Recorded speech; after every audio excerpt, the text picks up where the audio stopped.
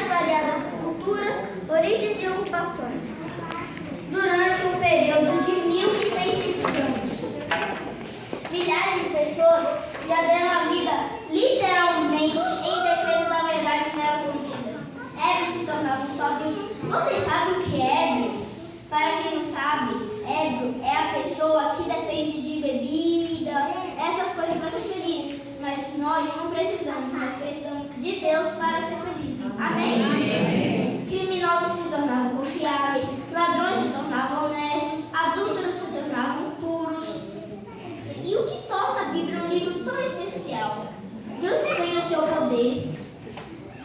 Que valor ela tem para o homem atual?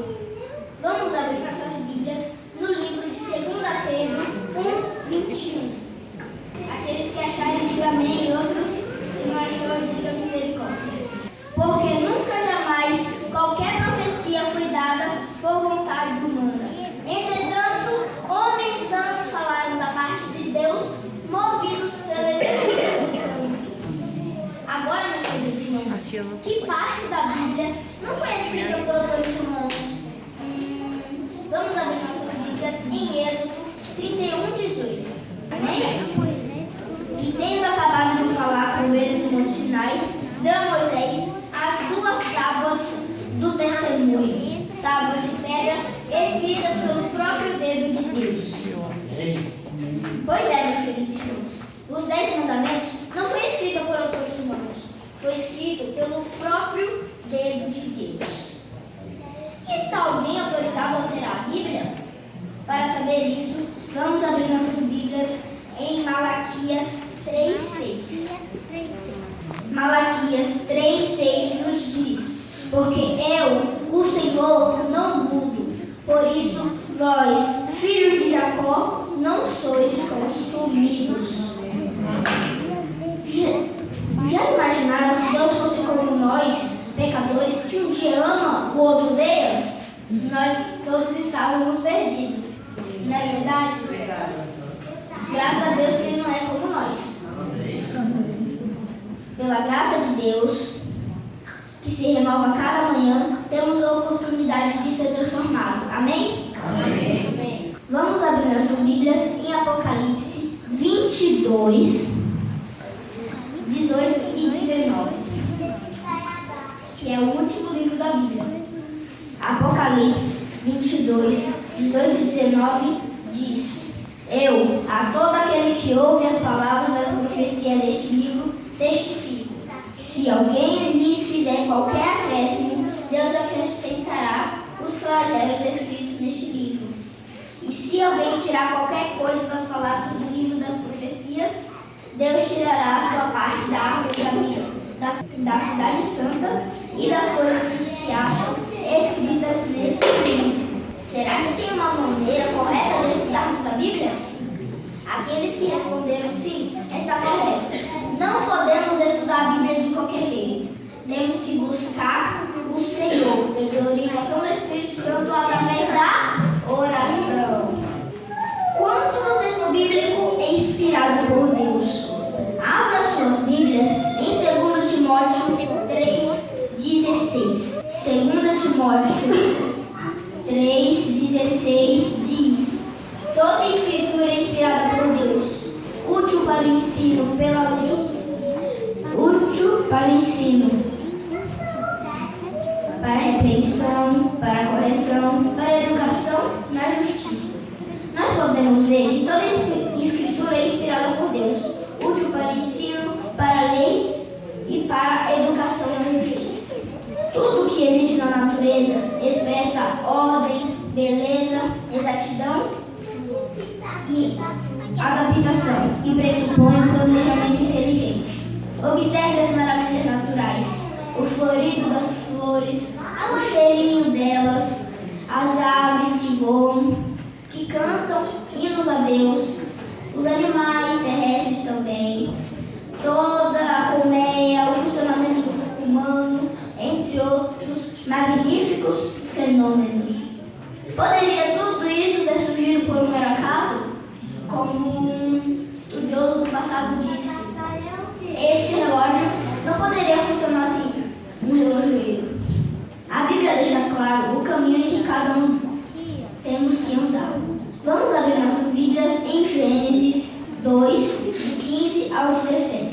Tomou, pois, Deus ao homem e o colocou no jardim do Éden para o cultivar e o guardar. Deus colocou Adão e Eva para cultivar o jardim do Éden, guardar, dar nome para os animais, para cuidar. E o Senhor lhe deu esta ordem: de toda a árvore do jardim do Éden vocês podem comer livremente, mas da árvore do conhecimento do bem e do mal não comerás, porque se vocês comerem, certamente morrerás. Então o homem veio a desobedecer a ordem de Deus e comeu do fruto proibido. No verso 3:9 de Gênesis, diz que o Senhor chamou o homem e lhe perguntou: onde você está? A desobediência das orientações acarretaram duas consequências: de deixar o jardim do Éden e ficar sujeito à morte. Muito triste. A missão começou por iniciativa do próprio Deus, quando Ele trouxe o universo à existência e mais tarde criou a humanidade. Nas Escrituras, vemos que Deus abre intencionalmente os braços para seus filhos e deseja estar com eles, desde o início. Ele estabeleceu um relacionamento com Adão e Eva, mesmo depois de terem desobedecido a ordem de Deus. Seguiu com a sua missão, porém o alvo agora era restabelecer o relacionamento com a humanidade. Vamos ver o que a Bíblia nos diz em João 14, do 1 ao 3. Não se turbe o vosso coração. Credes em Deus, credes também em mim. Na casa de meu Pai há muitas moradas. Se não fosse assim, eu já lhe teria dito, pois vou preparar um lugar para vocês. E quando eu for e vos preparar um lugar, voltarei e os receberei para mim mesmo. Sabe, meus queridos irmãos, essa é a grande história que precisamos contar a todos ao nosso redor, principalmente os pais para os seus filhos. A Bíblia fala que podemos confiar. Jesus havia dito que ele ressuscitaria e isso aconteceu. Muitos estão procurando em quem confiar. Muitos aqui neste grupo procuramos a quem acreditar. Mas às vezes essas pessoas são enganadas e não sabem que Jesus pode ser o seu melhor amigo e pode te ajudar. Você sabia que o nome de Jesus significa Emanuel e o nome Emanuel significa Deus conosco? É verdade. Deus está sempre juntinho com a gente. Ele nunca nos larga de lado. Nunca.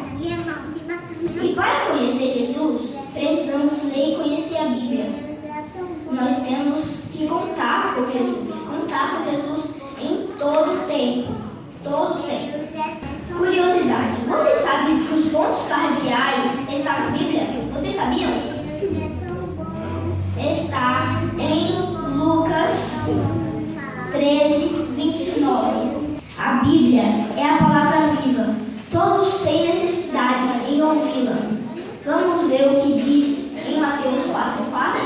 Mateus 4:4 nos diz: Jesus, porém, respondeu: está escrito, não só de pão viverá o homem, mas de toda palavra que procede da boca de Deus.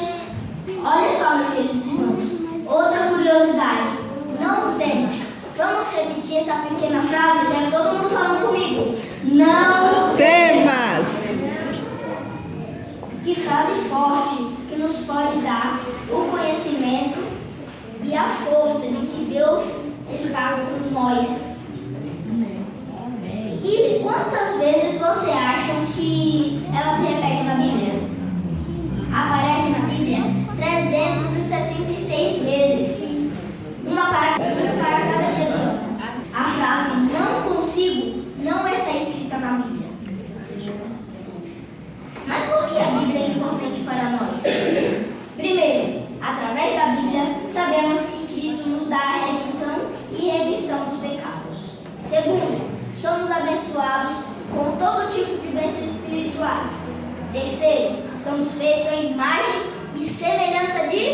Deus. Quarto, a salvação só é possível por meio de Jesus. Quinto, nada é impossível com a fé. Sexto, a oração é nosso canal de comunicação com Deus. A oração, a gente fala com Deus. E na Bíblia, Deus nos responde. Amém. Sétimo, neste mundo, nesta vida, teremos muitas aflições. Mas, para quem acredita em Jesus, o fardo vai ser mais leve. Amém? A palavra de Deus é como um tesouro que contém tudo quanto é essencial para aproximar o homem de Deus. Precisamos apreciar sua leitura. A Bíblia é a única regra de fé e doutrina. Não há nada mais apropriado para dar vigor à mente e fortalecer o intelecto. Não há outro livro que seja tão poderoso como a Bíblia para elevar os pensamentos e dar vigor às faculdades, como as nobres verdades da Bíblia. Se a palavra de Deus fosse ser estudada como deveria ser, os homens teriam um intelecto muito bom que é raramente visto neste mundo. Teriam uma firmeza de caráter, uma firmeza de propósito que raramente se vê. Ei, psiu, olhe para mim, preste atenção. Deixe o celular de lado agora e daqui a pouco vocês podem mexer. Mas olhe para mim, essa parte é bem importante. A palavra de Deus é farta em preciosas joias de verdade. E os pais devem tirá-la de seu cofre para apresentar aos seus filhos. Pais, leiam a Bíblia com seus filhos. Pais, falem de Deus para os seus filhos. Pais, orientem os seus filhos. Você sabia que no juízo Deus perguntava: cadê os filhos que eu te dei para cuidar para mim? Por que eles não estão na minha mão direita? Então, muitos pais verão que o amor insensato lhe cegou os olhos quanto às faltas dos filhos e faz com que eles se desenvolvesse o caráter deformado e impróprio para os céus. Outros perceberam que não dedicaram aos filhos tempo, atenção, amor, ternura. Sua própria negligência fez o dever dos seus filhos por que agora são. Servimos um Salvador vivo que cumpre sempre o que ele fala. As promessas para nós. Ele apenas não está vivo, mas está vindo para nos buscar e levar para o céu. Mas Deus não nos deixou sem esperança. Vamos ver o que a Bíblia nos diz em Apocalipse 21, do 1 ao 4.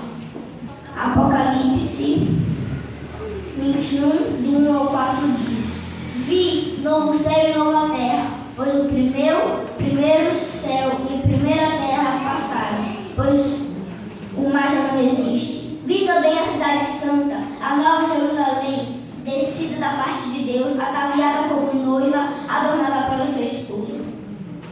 E vi grande voz, vinda do trono, dizendo: eis o tabernáculo de Deus com os homens. Deus habitará com eles, e eles serão o povo de Deus, e Deus mesmo estará com eles. E lhes enxugará dos olhos toda lágrima, e a morte já não existirá. Já não haverá luto, nem pranto, nem dor, porque as primeiras coisas passaram. E aquele que está sentado no trono disse: eis que faço novas todas as coisas. E acrescentou: escreve, porque estas palavras são fiéis e verdadeiras. Amém. Disse-me ainda: tudo está feito. Eu sou o Alfa, o Ômega, o princípio e o fim. Eu, a quem tem sede, darei de graça da fonte da água da vida. E o vencedor herdará estas coisas. E eu lhe serei Deus, e ele me será filho. Meus queridos irmãos, não há outro meio de salvação. Jesus é o caminho, a verdade e a vida. Esta vida pode nos encher de tristeza, mas conhecer Jesus Cristo como nosso Senhor e Salvador transformará toda tristeza em esperança. Precisamos da Bíblia hoje, agora, aberta em nossos lares. Alguém aqui não tem Bíblia? Quem não tem Bíblia, daqui a pouco procure o nosso irmão Eliabe, por favor. Alguém quer estudo bíblico e assim conhecer melhor as Escrituras? Todos neste mundo, adultos e crianças, têm que saber que neste livro as páginas nos levam a experimentar e nos prepara a melhor aventura.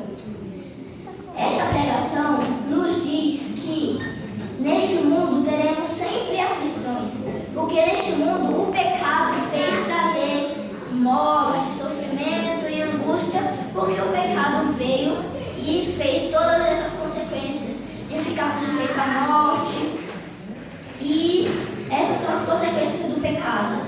Mas Deus está sempre junto com você. Nas batalhas, Ele sempre está juntinho. Ele nunca nos larga. Mesmo você fazendo coisas erradas. Quando Adão e Eva pecou, Deus continuou com eles. Eles ficaram, Deus ficou juntinho deles. Mesmo Ele não ficou de mal. Mesmo com o pecado, desobedeceu a ordem dele, mas Ele não fica bravo, com rancor. Ele cuida sempre de nós. Mesmo quando fazemos coisas erradas, Ele sempre nos perdoa. Que Deus nos abençoe. Então, vou chamar aqui à frente o Joaquim, Nicolas, Luiz Cláudio, Ana Beatriz, que não está, Sara, Helena, Lívia, Sofia, David, Davi, Levi, Maria, Thomas, Isaac, Cibele e o Lucas. E a Gabriela. E o Paulo. Não, esse projeto, essa Bíblia é uma Bíblia com um estudo bíblico. As crianças de 6 a 11 anos estão participando.